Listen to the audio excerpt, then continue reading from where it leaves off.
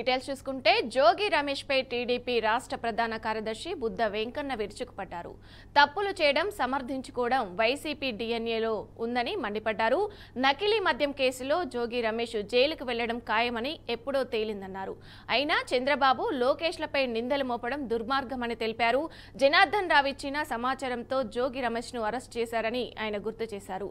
ఇప్పుడు జోగి రమేష్ విచారణలో జగన్ పేరు చెప్తున్నాడంటూ జోస్యం చెప్పారు. మద్యం కుంభకోణం కేసులో కూడా తాడపల్లి ప్యాలెస్ కు డబ్బు చేరినట్లు నిర్ధారించారని తెలిపారు.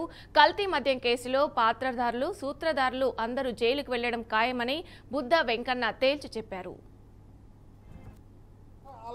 తప్పుడు పనులు చేయడం, దాన్ని డైవర్షన్ చేసుకోవడం వైసీపీ డిఎన్ఏలోనే ఉంది. ఇవాళ జోగి రమేష్ అరెస్టు పాపం పండినవాడు జైలుకి వెళ్ళక తప్పదు. ఇది జోగి రమేష్ అరెస్టు ప్రభుత్వానికి ఎటువంటి సంబంధం లేదు. ఇది చంద్రబాబు నాయుడు గారు, లోకేష్ బాబు గారు కక్ష అని ఒక వారం రోజులుగా జోగి రమేష్ అతని స్థాయి పెంచుకోవడానికి చంద్రబాబు గారు, లోకేష్ గారి పేర్లు వాడుతున్నాడు. జోగి రమేష్ అనే వ్యక్తి ఒక బచ్చా.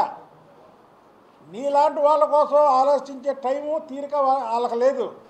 ఈ రాష్ట్రాన్ని అభివృద్ధి పదంలో ఎలా నడిపించాలని అహర్నిశలు కష్టపడుతున్న వాళ్ళు చంద్రబాబు గారు, లోకేష్ బాబు గారు.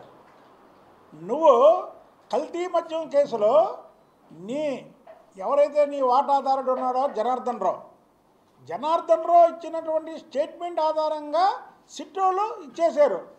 ఒక కేసులో ఒక దొంగ దొరికిన తర్వాత ఆ దొంగ ఇంట్రాగేషన్లో ఆ దొంగతనం ఎవరు చేయించారు, ఆ దొంగతనం వెనకతలు ఎవరున్నారు, ఆ దొంగ ఎక్కడ అమ్మాడు, ఇవన్నీ కూడా ఇంట్రాగేషన్లో బయటపడతాయి.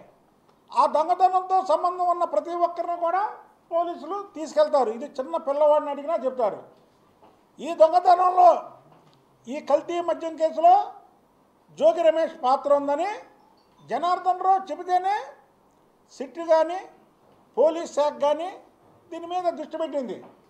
అంతకుముందు జోగి రమేష్ మీద ఏమైనా దృష్టి పెట్టిందా ప్రభుత్వం? ఈ కేసులో నీకు దొంగ దొరికాడు, ఈ దొంగతనం మాతో చేపించింది జోగి రమేష్ అని చెప్పాడు. ఇప్పుడు జోగి రమేష్ని తీసుకెళ్లారు. జోగి రమేష్ వెళ్తే చెప్తే ఏం చెప్తాడు? రేపో మాపో ఇంకొక దొంగ ఉన్నాడు జగన్మోహన్ రెడ్డి, ఆయన చేపించాడు అంటాడు.